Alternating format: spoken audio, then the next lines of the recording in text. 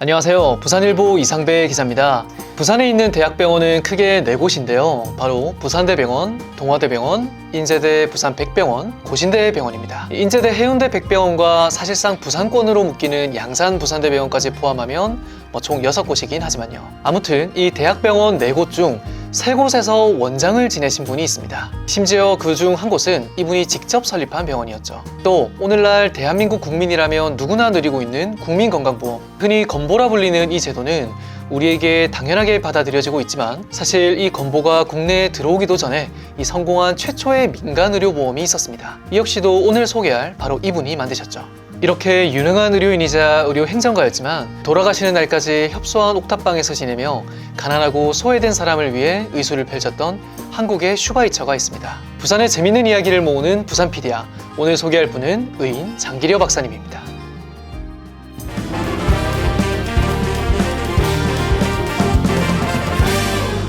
장기려 박사님은 1911년 평안북도에서 태어났습니다. 부친이 설립한 의성초등학교를 거쳐 1928년 개성에 있는 송도고등보통학교를 졸업했습니다. 이후 경성의학전문대학교에 입학해 1932년 수석으로 졸업한 뒤 곧바로 같은 학교 외과 조수로 임명됩니다. 그리고 한국외과계의 권위자인 백인재 교수의 제자로 들어가죠. 이어 의사로서 승승장구하는데요. 1938년 경성의학전문대학교 외과 강사로 일하다 1940년 평양연합기독병원 외과장으로 부임했습니다. 이어 1945년 평양도립병원 원장, 1947년 평양의과대학 외과 교수를 역임하죠. 정말 엘리트 의사의 길을 고스란히 밟아온 셈입니다. 그러던 중 큰 사건이 터집니다.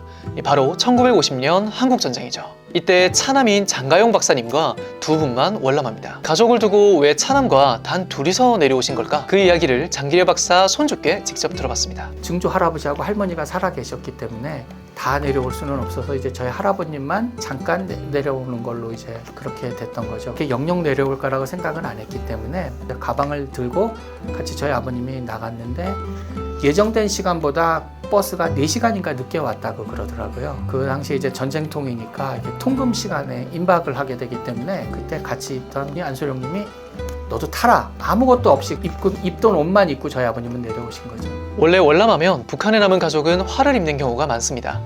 하지만 다행히도 장기려 박사님은 북한에서 워낙 잘 알려져 있고 우대를 받아서서 월남이 아니라 남측에 납치된 것이라 판단했다고 합니다. 덕분에 이북에 남은 아내와 자녀들은 화를 면하게 됐다고 하네요. 부산에 온 장기려 박사님은 처음 영도에서 교회 창고를 빌려 천막을 치고 전쟁통에 늘어난 병사를 치료했습니다. 하루에만 200명이 넘는 환자들을 돌보았다고 하죠. 그러다 휴전 후 1951년 이 진료소를 키워 복음병원을 설립하는데요. 이곳은 훗날 부산의 4개 대학병원 중 하나인 고신대병원이 되죠. 이후 1976년까지 25년간 이 복음병원 원장으로 봉직합니다.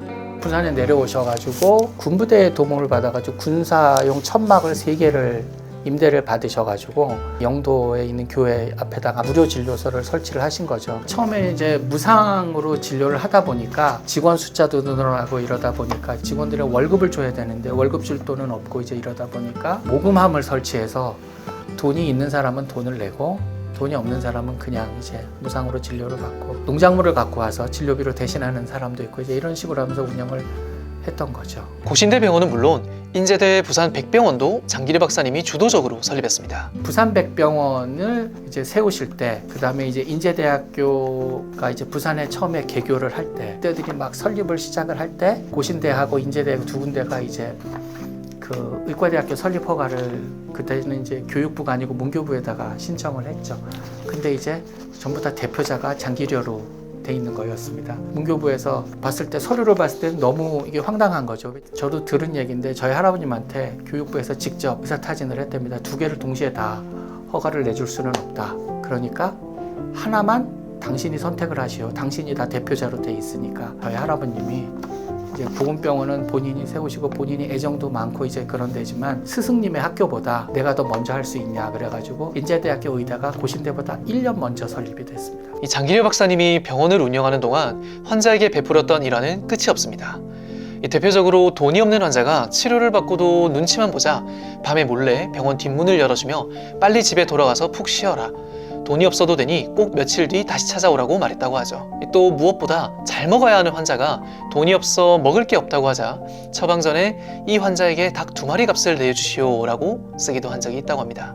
장기려 박사님은 두 대학병원의 설립을 주도했으면서도 여러 대학에서 직을 맡으며 후학 양성에도 힘을 썼습니다. 1953년에는 서울대 의과대학 외과 교수를 맡고 1956년에는 부산대 의과대학 외과 교수 겸 학장, 1965년 서울 가톨릭대 의과대학 외과 교수 등을 재직했습니다. 장기려 박사님의 최대 업적이라고 일컬어지는데요. 1968년 국내 최초로 의료보험조합인 청십자의료보험조합을 설립합니다. 이 청십자의료보험은 1989년 전국적으로 의료보험이 확대될 때까지 영세민 20만 명에게 의료 혜택을 줬습니다. 1968년 당시 담뱃값 100원에도 못 미치는 월 보험료 60원으로 민영의료보험을 운영했다는 점이 특징입니다. 의료보험연합회가 1997년 발간한 의료보험의 발자취에 따르면 1968년 이후 시작된 임의가입 의료보험조합 중에서 유일하게 성공했던 사례이자 1977년 의무의료보험조합이 등장하기 전까지 공백기를 메웠다고 극찬하고 있습니다. 담배 한 값도 안 되는 값으로 이제 의료보험료를 내고 부산 지역의 이제 영세민들을 위주로 해서 그런 이제 조합을 설립을 하신 거죠. 이제 점점 더 많은 사람이 이런 혜택을 보고서 이제 가입 숫자가 늘어나게 되는 거죠. 이렇게 전국민 의료보험이 된 게 모태가 됐기 때문에 후손으로서는 굉장히 자랑스럽죠. 이외에도 정말 일일이 열거하지 못할 만큼 무수히 많은 업을 해오신 장기려 박사님은 1975년 퇴임합니다. 이 수많은 명예가 뒤따라왔음에도 그에게 남은 건 보금병원에서 마련한 20여 평 관사가 전부였죠. 그곳에서 남은 생을 환자를 진료하는 데 힘썼습니다. 특히 병원을 세운 부산에 대한 애착이 남달랐다고 하는데요. 일반인들이 말하는 중풍이라 그러죠. 뇌경색이 한 2번 오셨었어요. 2번째, 3번째 오셨을 때는 거의 반쪽을 약간 거동이 불편하셨죠. 부산 생활을 청산하시고 서울로 오시라고 그래도 부산에서 돌아가시겠다고. 그 정도로 부산에 대한 애착이 굉장하셨죠. 항상 부산에 대한 애착을 겉으로 표현은 안 하셨는데 롯데가 지면 막 화가 나셔가지고 그랬던 기억이 생생합니다. 장기려 박사님도 롯데가 지는 건 못 참으셨나 보네요. 평생을 걸쳐 봉사와 나눔을 실천한 성산 장기려 박사님. 이 의사로서 어마어마한 업적과 대형 병원보다도 우리가 그를 기억해야 할 이유는 따로 있습니다. 바로 생명은 그 자체로 소중하다는 믿음과 언제나 자신보다 더 낮은 사람을 먼저 생각하는 정신이 이 시대에 꼭 필요하기 때문입니다. 진정한 의인의 길을 걸었던 장기려 박사님의 삶은 오늘날까지 우리에게 긴 여운을 주고 있습니다.